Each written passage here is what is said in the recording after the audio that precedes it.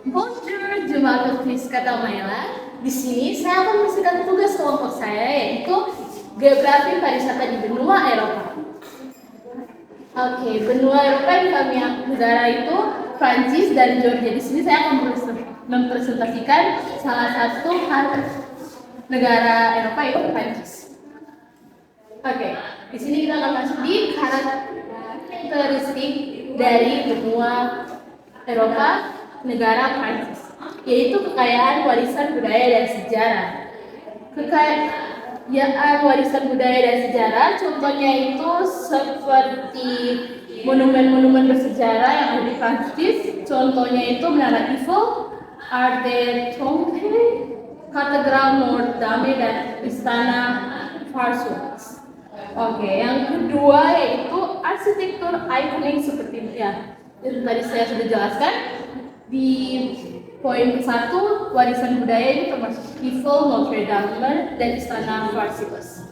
Yang ketiga itu museum kelas dunia seperti Louvre dan Musée Orsay. Yang keempat keragaman bangsa. Yang kelima mode dan belanja. Oke, yang keenam seni dan budaya kontemporer.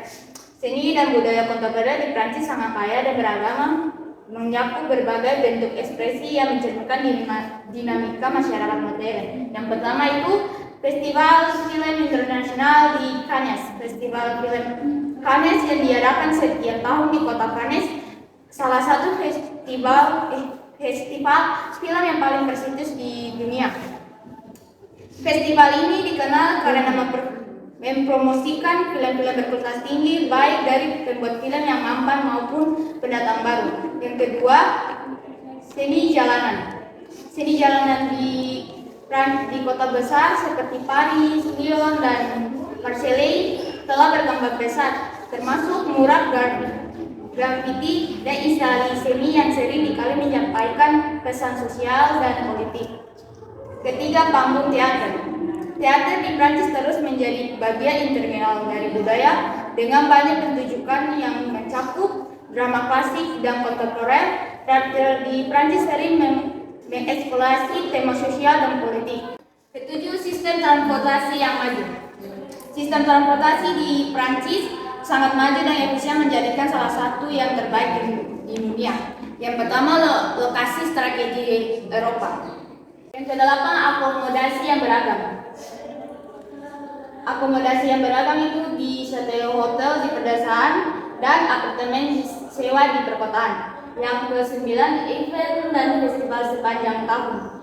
Event di Prancis itu sebagai kota cinta dan Tour de France. Baik teman-teman, untuk yang berikutnya terkait dengan dinamika. Jadi dinamika yang terjadi di negara Prancis yaitu terkait dengan kunjungan wisatawan. Jadi perlu teman-teman ketahui, pada tahun 2019 Prancis mengalami peningkatan kunjungan dari wisatawan internasional pada tahun 2019 itu sekitar 90 juta. Dan kemudian pada tahun 2023 kunjungan dari wisatawan internasional berjumlah sekitar 100 juta wisatawan internasional yang datang dari luar negeri. Dan untuk menghadapi salah satu dinamika dari kunjungan wisatawan yang besar itu, maka pemerintah negara Prancis melakukan promosi destinasi di luar dari ibu kota, seperti yang pertama yaitu pengembangan wine sebagai destinasi kuliner, kemudian yang kedua promosi kawasan wine di Bordeaux dan Burgundy, kemudian yang ketiga peningkatan popularitas French Riviera dan Provence, kemudian yang keempat yaitu pengembangan wisata ski di Pegunungan Alpen. Kemudian tidak hanya itu saja, pemerintah Prancis terus berinovasi untuk meningkatkan pengalaman wisatawan seperti pengembangan aplikasi mobile untuk panduan wisata dan juga reservasi dan penggunaan teknologi AR atau VR di museum dan situs bersejarah. Selanjutnya yaitu pola. Pola yang pertama yaitu musim. Musim panas itu biasanya terjadi pada bulan Juni sampai bulan Agustus, dan musim dingin biasanya terjadi di bulan Desember dan Februari. Biasanya merupakan peak season di Prancis karena banyak wisatawan yang berkunjung untuk menikmati cuaca hangat, aktivitas dingin seperti ski. Yang kedua, liburan sekolah, liburan nasional, dan liburan keagamaan. seperti Natal dan Tahun Baru juga merupakan quintessence karena jumlah wisatawan meningkat. Terus yang ketiga yaitu acara besar seperti festival, film challenge, pertandingan sepak bola dan event olahraga lainnya menarik banyak wisatawan dan meningkatkan aktivitas belanja.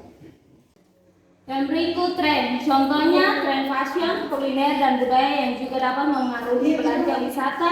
Misalnya, wisata mungkin lebih tertarik membeli produk fashion terbaru atau mencicipi hidangan lokal yang sedang tren. Yang berikut nilai tukar. Nilai tukar, contohnya mata uang yang juga dapat mempengaruhi daya beli wisata. Jika nilai tukar mata uang wisata lebih kuat terhadap euro, mereka cenderung lebih banyak berbelanja. Yang berikut musim yang beragam. Contohnya di Prancis memiliki iklim yang beragam dengan musim panas yang hangat dan musim dingin yang dingin low season biasanya terjadi di luar musim puncak, yaitu saat cuaca kurang ideal untuk kegiatan wisata tersebut. Oke, poin yang berikut adalah tren. Yang pertama, pengembangan paket wisata pengalaman seperti kelas memasak atau pembuatan parfum. Di Prancis sendiri, banyak parfum terkenal seperti L'Oreal, Paris, Dior, dan berbagai macam merek lainnya. Yang kedua, peningkatan fasilitas untuk digital nomad dan long stay travel. Ya, di Paris banyak hotel-hotel dan ya fasilitas di hotel pun sangat-sangat bintang 5 ya guys. Yang ketiga, fokus pada wisata kesehatan dan wellness. Yang keempat, adaptasi terhadap pertumbuhan pasar. Yang kelima, penerapan sertifikasi eco-label untuk akomodasi ramah lingkungan. Yang keenam, pengembangan jalur sepeda dan hiking untuk wisata rendah karbon. Yang ketujuh, pembatasan jumlah pengunjung di situs rentang seperti Mont Saint-Michel. Nah, selanjutnya kita masuk di siklus yang pertama, tahap eksplorasi. Pada tahap awal, pariwisata di Prancis terutama terbatas pada wisatawan kaya atau bangsawan yang menjelajahi destinasi-destinasi tertentu. Pada abad ke-17 hingga ke-19, pariwisata di Prancis mulai tumbuh dengan munculnya konsep Grand Tour. Kemudian yang kedua yaitu tahap keterlibatan. Pada akhir abad ke-19 dan awal abad ke-20, pariwisata di Prancis lebih terorganisir seiring dengan kemajuan transportasi seperti kereta api dan kapal uap. Kemudian yang ketiga yaitu tahap pengembangan.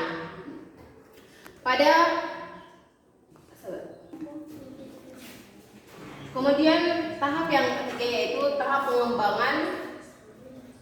Setelah Perang Dunia Kedua, sektor pariwisata di Prancis berkembang pesat. Pembangunan infrastruktur modern seperti bandara, jalan raya, dan jalur kereta api yang cepat dan memudahkan akses ke berbagai destinasi wisata. Kemudian yang keempat yaitu tahap konsolidasi. Pada tahap konsolidasi, Prancis menjadi tujuan wisata utama di dunia. Kemudian tahap yang kelima yaitu tahap penurunan dan peremajaan. Meskipun Prancis masih merupakan salah satu destinasi wisata terbesar di dunia, tantangan-tantangan baru muncul pada pandemi COVID-19, memberikan dampak besar pada sektor pariwisata di Prancis dengan adanya penurunan tajam dalam jumlah kunjungan. Gambar wajah saya John Cimini. Di sini saya akan membahas negara yang berikutnya yaitu Georgia. Lebih khususnya yaitu karakteristik dari negara Georgia. Jadi kalau kita berbicara tentang karakteristik berarti kita tidak lepas dari ketiga poin yang ada di bawah ini, yaitu yang pertama ada atraksi wisata, yang kedua ada penduduk yang ramah, dan yang ketiga ada arsitektur. Nah, kalau berbicara tentang atraksi wisata di negara Georgia itu ada banyak teman-teman. Cuman yang saya ambil di sini ada dua atraksi wisata, hanya ada dua atraksi wisata yang saya akan jelaskan di sini. Jadi di situ ada di sana ada atraksi wisata yaitu Jembatan Perdamaian dan Kota Tua. Nah, apa sih yang membuat sehingga banyak orang tertarik untuk datang ke Jembatan Perdamaian dan Kota Tua ini? Jadi Jembatan Perdamaian atau Jembatan Perdamaian, jembatan ini memiliki desain yang unik dengan struktur baja dan kaca yang melengkung, menciptakan tampilan yang futuristik di tengah kota bersejarah. Nah, sedangkan Kota Tua terdapat berbagai tempat menarik seperti kafe tradisional, gereja kuno, dan pasar lokal yang menggambarkan kehidupan sehari-hari masyarakat Jogja. Yang berikutnya ada penduduk yang ramah. Nah, kalau berbicara tentang penduduk yang ramah, penduduk Jogja terkenal ramah dan terbuka terhadap wisatawan. Mereka seringkali menyambut tamu dengan makanan dan minuman. Keramahan ini merupakan bagian dari budaya mereka, di mana tuan rumah dihargai atas kebaikan mereka. Yang berikutnya atau yang terakhir adalah arsitektur. Arsitektur di negara Jogja mencerminkan sejarah yang kaya dengan bangunan bersejarah seperti gereja-gereja megah dan benteng-benteng kuno. Gaya arsitektur ini sangat bervariasi, menggabungkan elemen-elemen klasik Yunani dan Roma dengan ornamen khas lokal. Oke, baik, yang kemudian kita masuk dalam dinamika Georgia. Yang pertama adalah pengembangan pariwisata. Jadi, Georgia berkembang pesat sejak kemerdekaan negara dari Uni Soviet pada tahun 1991. Yang kedua, pengembangan infrastruktur. Pemerintah Georgia telah berinvestasi besar dalam infrastruktur pariwisata dan kampanye pemasaran internasional. Yang ketiga, hubungan politik. Hubungan politik dengan Rusia mempengaruhi arus wisatawan dari negara tetangga. Yang berikutnya kita masuk ke pola. Di sini ada 3 pola, yaitu yang pertama musim puncak. Musim puncak pariwisata di negara Georgia umumnya terjadi di bulan Juni sampai Agustus. Selama musim panas ini, wisatawan sangat menikmati atraksi outdoor seperti hiking, mengunjungi wisata kuliner, dan juga wisata alam dan budaya. Yang kedua, musim dingin. Musim dingin ini biasanya itu pada bulan Desember sampai Maret. Pada musim ini, wisatawan berkesempatan untuk bermain ski dan juga mengunjungi resort-resort di pegunungan. Yang ketiga, wisatawan dari negara lain. Wisatawan dari negara lain ini mendominasi kunjungan ke negara Georgia untuk menikmati kuliner dan budaya yang khas dari negara Georgia. Kabar Koja, nama saya Fenska White. Sekarang saya akan presentasikan mengenai tren di negara Georgia. Yang pertama yaitu wisata petualangan di Gunung Kaukasus. Untuk Gunung Kaukasus sendiri memiliki berbagai macam keragaman hayati, seperti pengguna memiliki banyak sekali ragam fauna dan flora di gunung itu. Yang kedua, gunung ini memiliki spesies endemik seperti macan tutul Caucasus, Camellia Caucasus, dan pohon ek Caucasus. Kemudian di Gunung Caucasus ini memiliki potensi wisata pariwisata seperti pegunungan ini merupakan tujuan bagi hiking, trekking, ski, dan pendakian gunung. Wilayah ini juga menawarkan pemandangan yang menakjubkan seperti leisure. Yang kedua adalah pariwisata wine. Kemudian yaitu pariwisata wine. Di negara Georgia terkenal dengan pariwisata wine-nya, terutama pada perkebunan anggurnya. Dan salah satu anggur yang terkenal yaitu anggur Separafi. Anggur ini adalah anggur merah dengan anggur yang paling banyak ditanam di Georgia. Separafi dikenal dengan rasa yang kuat, memenuhi tubuh, dan kaya dengan tanin. Yang ketiga, adalah pariwisata medis dan wellness.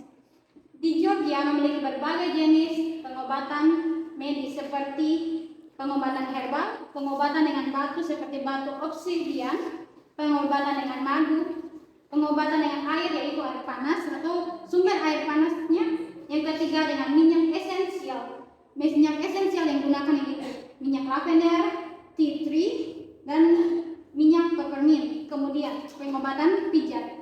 Di Georgia sendiri memiliki berbagai jenis pijatan tradisional. Yang selanjutnya yaitu pijatan pengobatan dengan ritual. Tentu saja pengobatan dengan ritual adalah hal yang tidak bisa dilepaskan dari hidup manusia ataupun dari negara apapun, tetap memiliki yang namanya pengobatan ritual. Terima kasih. Kita masuk pada siklus. Yang pertama, pertumbuhan yang stabil. Pariwisata Georgia mengalami pertumbuhan yang stabil sejak awal 2000-an. Contohnya, sejak awal tahun 2000-an, jumlah wisatawan yang datang ke Georgia terus meningkat secara bertahap, seperti sepeda yang terus melaju di jalan yang terbatas. Yang kedua adalah krisis dari perang. Krisis ekonomi global 2008 dan konflik dengan Rusia pada tahun yang sama menyebabkan penurunan sementara. Contohnya seperti sepeda yang tiba-tiba harus mendaki bukit yang curam, jumlah wisatawan ke Georgia menurun deras karena krisis dan ekonomi. Meskipun mengalami pasang surut, pariwisata Georgia terus berjuang untuk maju seperti pengendara sepeda yang terus berusaha mencapai tujuannya. Jadi yang berikut yaitu tentang pemulihan. Pemulihan yang terjadi di negara Georgia yaitu pemulihan cepat yang terjadi setelah itu dengan pertumbuhan yang kuat hingga pandemi COVID pada tahun 2020. Yang berikut yaitu adaptasi tren. Setelah pandemi, sektor pariwisata Georgia berupaya pulih dan beradaptasi dengan tren baru seperti wisata yang berkelanjutan dan berpengalaman yang lebih profesional.